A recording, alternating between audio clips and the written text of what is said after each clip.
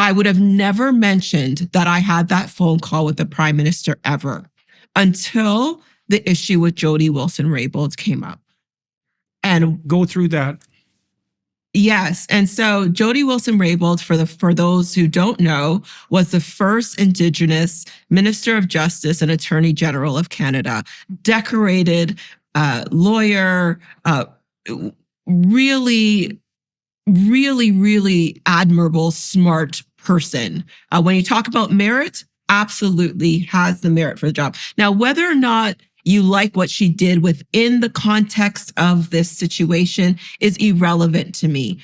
The fact that the Prime Minister's office pressured her to do something that she knew would get her possibly disbarred, and that the ethics commissioner found the Prime Minister in breach of and actually wrong for pressuring her to allow this company to pressure her in doing something with this company is quite telling. So she was actually in the right by not taking the pressure or advice of the Prime Minister. But that's not the point.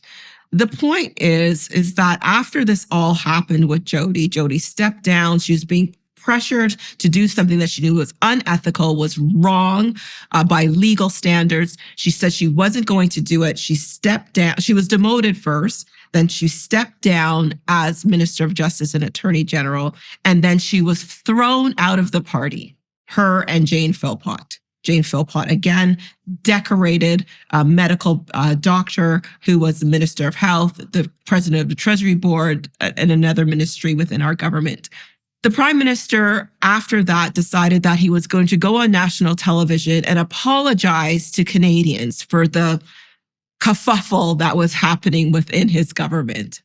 And he said the words of, and I'm going to misquote here, so we could look up the words at some point, but he said, "I want Canadians to know that my office door is open and it is available for anyone to come in, and that I treat everyone with basically kindness and respect and sunny ways." And I listened to that and I said, absolutely not. I had the first phone call with him in which he raked me over the coals for not appreciating him, although I had sacrificed just as much as he did and did exactly what he did to get to his position. I ran, I was elected, he just had a different title.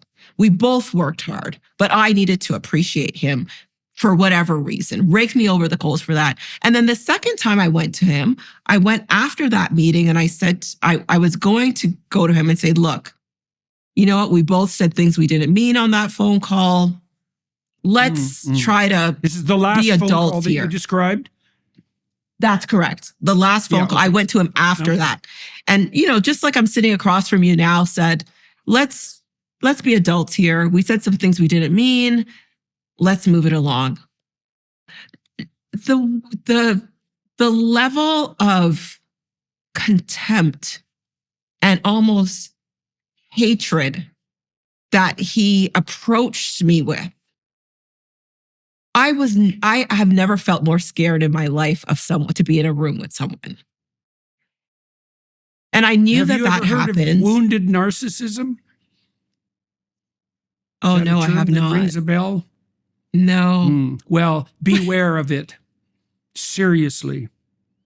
So, okay. So that's a hell of a thing to say. Seriously, that's quite a thing to say. Yeah. That you were afraid. Okay, so I want to know why. Why were you afraid? Because that's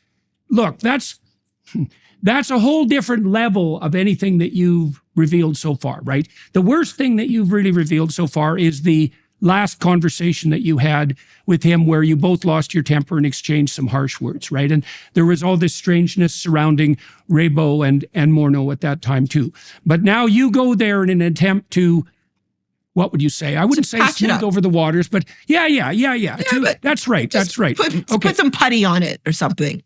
Right. Well, and I mean, people get upset and they say things that are emotional, and then they can have a calm discussion about it and set things moderately right so they can go ahead. But you said that there was a terrible tension in the room that you associated with both contempt, and that's not good. Contempt is a very, very dangerous emotion. So married couples going for counseling who roll their eyes at one another have about a 99% chance of being divorced in the next year. Contempt is not good. And contempt plus hatred, that's seriously not good. And contempt, hatred plus fear in the target, that's really not good. Okay, so now tell me exactly what transpired in that meeting and why you had that reaction.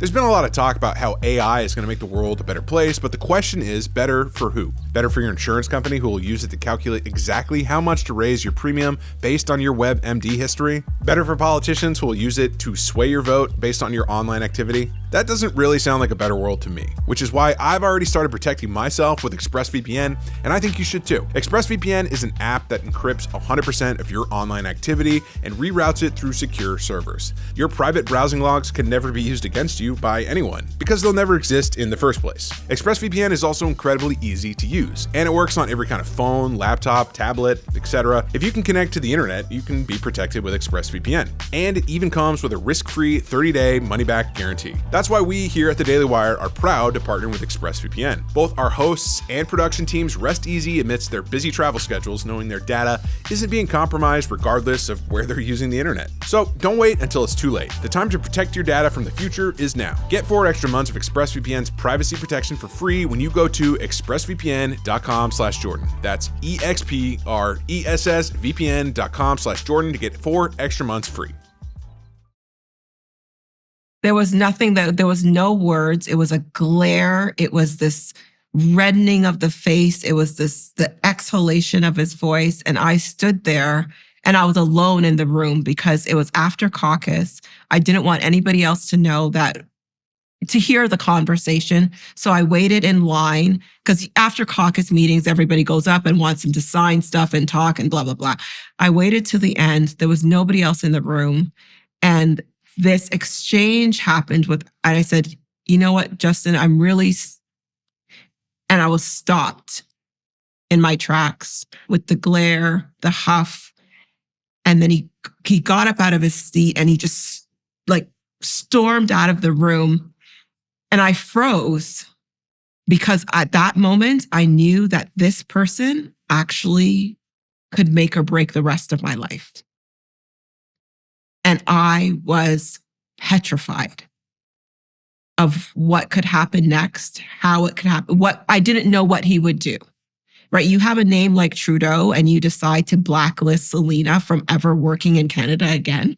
That could happen like that. It's me versus him. And I realized I had no ground to stand on.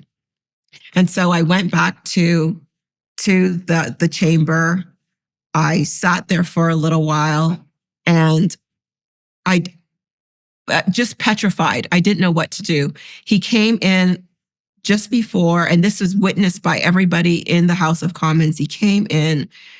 I was sitting down at my seat. He came in, crouched behind me, and said, not even an attempt to say, hey, get a page, get Selena into the back room. I have something to say to her. Not come and stand in front of me, crouched behind me and said, hey, I'm sorry. And I turned around and I'm like, there were no words to express that kind of cowardice. There was no words to express how I don't even know I don't know what words to put on that behavior because I just got up and I left. And I couldn't, it was one of the lowest points for me. I went immediately, I called my psychiatrist and I said, I think I'm going to have another breakdown. I need a session. I'm in trouble. I'm actually in trouble here. And even talking about it now, I just wish I was stronger. I just wish I didn't let someone bully me. You have to understand that way. That this is not only your response to a personal situation. You have to take that in mind when you're assessing your own emotional response. Like at one level, you're having a very unpleasant conversation with another person. At another level, you are having a rough time with the leader of a very powerful country. Right. So, I wouldn't go out of my way to question your emotional reaction. I don't think that your response very generous. saying that, no, I don't think so. I don't think so. I think that there's many more things happening here than the merely personal. And, you're asking yourself to respond without devastating emotion to a situation that's bearing at least 3 dimensions of severe and unexpected stress on you simultaneously. That's a lot. I think it's too much to ask. Really.